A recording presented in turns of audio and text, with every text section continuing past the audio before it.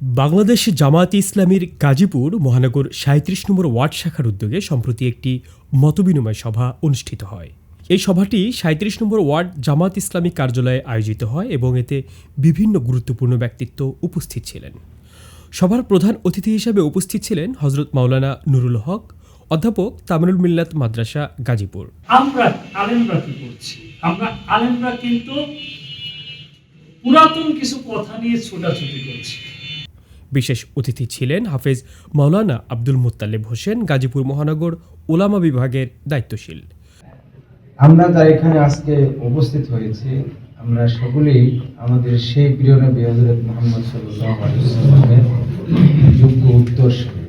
সভার আলোচক হিসেবে উপস্থিত ছিলেন হযরত মাওলানা মিজানুর রহমান মোল্লা, গাছা থানা নায়েবে আমির, এবং মাওলানা মোহাম্মদ ওসমান গনি, বাংলাদেশ জামায়াত ইসলামী সেক্রেটারি, গাছা থানা।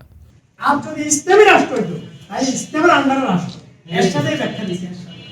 আর সাংবাদিক তোমরা বুঝো, আমি কি বলছি ইসলামের আন্ডারে রাষ্ট্র, যে ইসলাম অনুযায়ী দেশ চলবে, এরকম বলে নিয়ে রাষ্ট্রের অধীনে ইসলাম, ঠিক আছে, এটা রাষ্ট্রধর্ম ইসলাম, কথা বোঝা গেছে, ব্যাখ্যা দিয়েছে, সংবিধানের স্বীকৃত হয়েছে। একটা ভুয়া এবং মিথ্যা মানবার প্রতারণা হলো একটা শব্দ আমাদেরকে দিয়ে পুরো জাতিকে পরিষ্কার করে দিয়েছে। সভায় সভাপতিত্ব করেন ৩৭ নম্বর ওয়ার্ড জামায়াত ইসলামীর সভাপতি শফিকুল ইসলাম। প্রধান অতিথি হযরত মাওলানা নুরুল হক তার বক্তব্যে বিএনপির রাজনৈতিক পরিস্থিতি নিয়ে মন্তব্য করেন। তিনি বলেন, বিএনপি তাদের নেত্রীকে মুক্ত করতে সক্ষম হয়নি এবং বহু নেতাকর্মী জেল খেটেছে, গুম হয়েছে এবং নানা নির্যাতনের শিকার হয়েছে। এছাড়াও তিনি প্রশ্ন তোলেন, আমরা আলেমরা কি করছি? উল্লেখ করে বলেন, আমরা পুরাতন বিষয় নিয়ে ছোটাছুটি করছি। অনুষ্ঠানে উপস্থিত ছিলেন ৩৭ নম্বর ওয়ার্ডের সকল মসজিদের ইমাম এবং খতিবগণ।